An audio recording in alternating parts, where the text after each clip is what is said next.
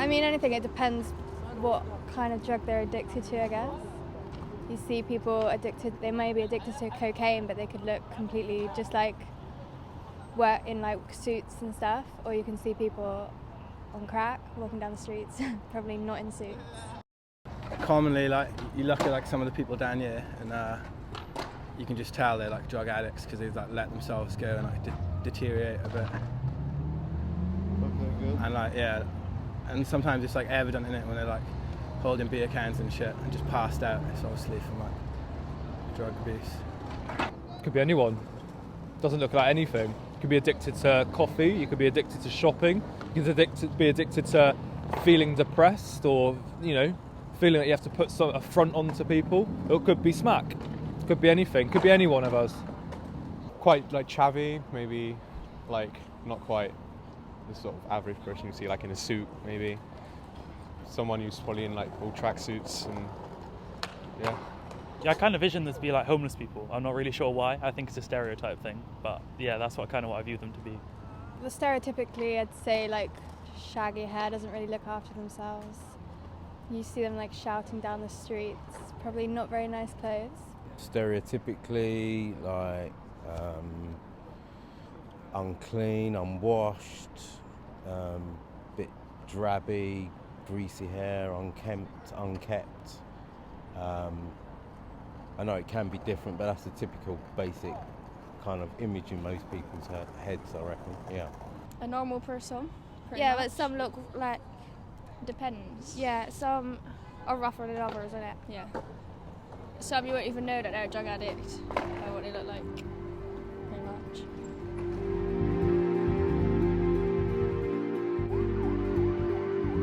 I think it's mostly caused by like your upbringing.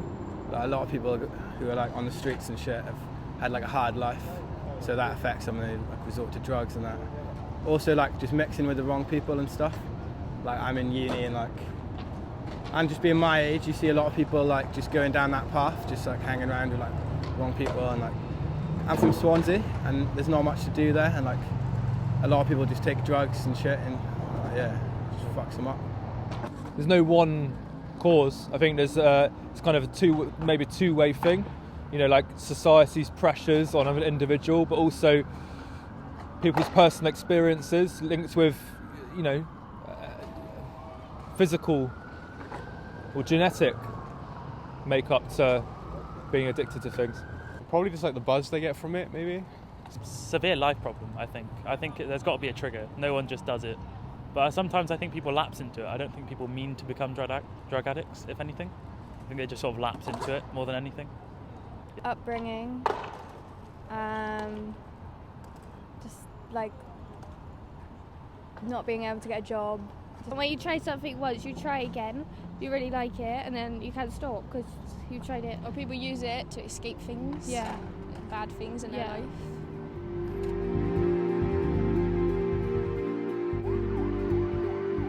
I don't know, not that much of a problem. Like, they affect themselves the most, I'd say. They're ruining their own lives, but I guess they're not that nice to look at, like, down here. They're like, I don't know, the government, the council and shit would say it's like scruffy in it and want to like clean up the place and get rid of them. But I don't know. They don't have jobs either, so they don't pay tax and that, but I don't really think that's a big deal. It's like, I don't know.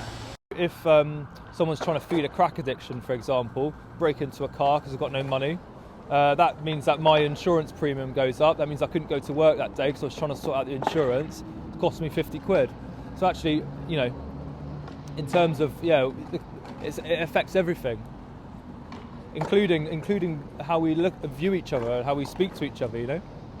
Like not all of them, but some of them are quite aggressive sometimes, maybe towards like their family or like just general people in the public.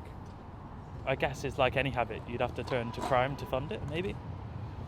But sometimes no one wants to see a drug addict in and around, really.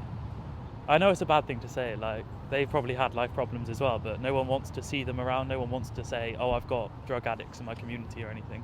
It's not nice to see when people are on the streets like shouting and like falling over and everything like that. So yeah, it does cause distress to like people in the public, and it also crime, people I mean, I've seen people just walk into shops and then obviously just grab food off of shelves, but then that's because they probably don't have enough money for food.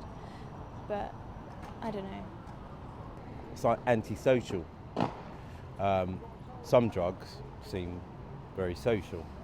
So you could say the rave kind of culture, everyone's loving each other. And then other drugs are very antisocial.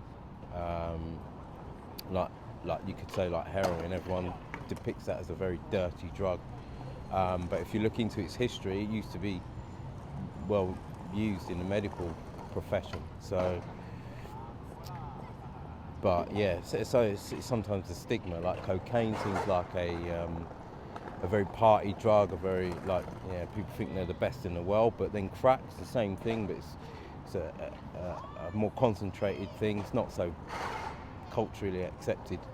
So I think like dirty needles in parks and things like that when kids are trying to play. Yeah, or trying to get other people into it, or kids being able to see them and stuff, doing drugs. And I think crime will be bigger, wouldn't it? Yeah, because they don't know if they're on drugs and they don't know what they're doing. And they want the money, don't they? Like, yeah. Don't know.